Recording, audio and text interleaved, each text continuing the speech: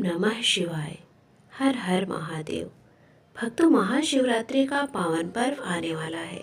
यह वही दिव्यरात्रि है जब स्वयं महादेव और माता पार्वती का पावन मिलन हुआ था। आज इस पवित्र अवसर पर हम सुनेंगे शिव और शक्ति के विवाह की अत्यंत भावपूर्ण और दिव्य प्रेरणादायक कथा। कृपया इस कथा को अंत तक जरूर सुने। हर हर महादेव। तो आइए सुनते हैं इस पावन कथा का पहला अध्याय, माता सती का वियोग। बहुत समय पहले की बात है। भगवान शिव की अर्धांगिनी थी माता सती, परंतु उनके पिता दक्ष प्रजापति भगवान शिव को पसंद नहीं करते थे। दक्ष ने एक विशाल यज्ञ का आयोजन किया। सभी देवताओं को निमंत्रण भेजा गया, लेकिन शिव और सती को नहीं बुलाया गया। माता सती ने पिता के घर जाने का निश्चय किया। वहां पहुंचकर उन्होंने देखा भगवान शिव का अपमान किया जा रहा है। वह अपमान सह न सकी और उन्होंने अग्नि में प्रवेश करके अपना प्राण त्याग दिया। जब यह समाचार शिव भगवान को पहुंचा, तब महादेव का हृदय शोक से भर गया। उन्होंने सती का पार्थिव शरीर उठाया और तांडव करने लगे। सृष्टि कांप उठी। लेकिन यह कथा यही समाप्त नहीं होती, क्योंकि आगे जो हुआ वह बहुत ही अद्भुत था। अब शुरू होता है कथा का दूसरा अध्याय, शिव का वैराग्य। सती के वियोग के बाद शिव गहरे वैराग्य में चले गए। उन्होंने संसार से मुंह मोड़ लिया। कैलाश पर्वत पर जाकर गहन ध्यान में लीन हो गए। सृष्टि का संतुलन बिगड़ने लगा। देवताओं ने ब्रह्मा और विष्णु से प्रार्थना की, शिव के बिना संसार अधूरा है। देवताओं की चिंता बढ़ती गई। अब शुरू होती है कथा का तीसरा अध्याय, माता पार्वती का जन्म। उसी समय हिमालय राज के घर एक दिव्य कन्या का जन्म हुआ। वह थी पार्वती। बचपन से ही उनका मन शिव भक्ति में लगा रहता था।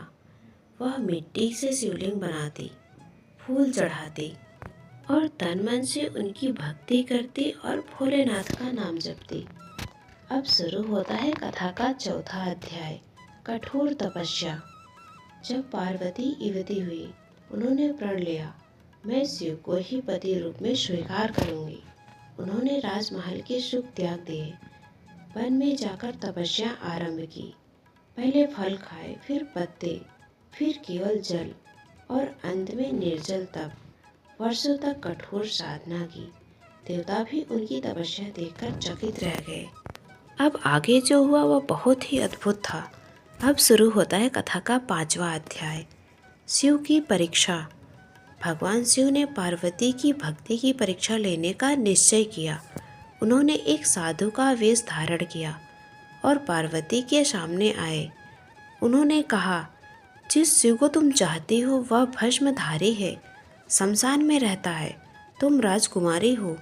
पार्वती ने शांत स्वर में उत्तर दिया, मुझे उनका वैभव नहीं चाहिए, मुझे उनका सत्य चाहिए। मैं उन्हें ही पति रूप में चाहती हूँ। शिव प्रसन्न हो गए। अब शुरू होता है कथा का छठा अध्याय, दिव्य विवाह। कैलाश और हिमालय में विवाह की तैयारियां शुरू हुई। शिव की बारात अद्भुत थी।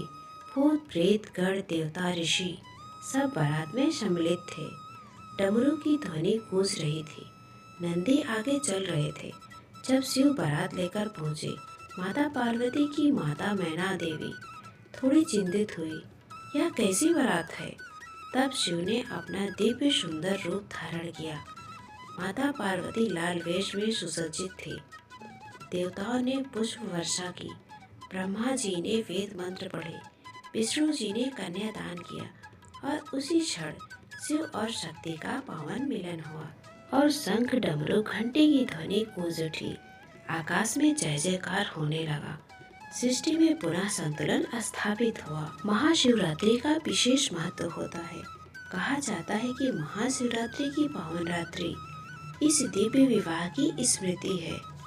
इस दिन उपवास, जप और कथा श्रवण करने से भोलेनाथ अत्यंत प्रसन्न होते हैं। भक्तों, यह कथा हमें सिखाती है, धैर्य रखो, विश्वास रखो, सच्ची भक्ति कभी व्यर्थ नहीं जाती। यदि पार्वती जैसी श्रद्धा हो तो शिव अवश्य मिलते हैं। इस महाशिवरात्रि एक दीपक अवश्य जलाएं और मन में कहें, ओम नमः शिवाय, ओम नमः शिवाय, ओम नमः शिवाय।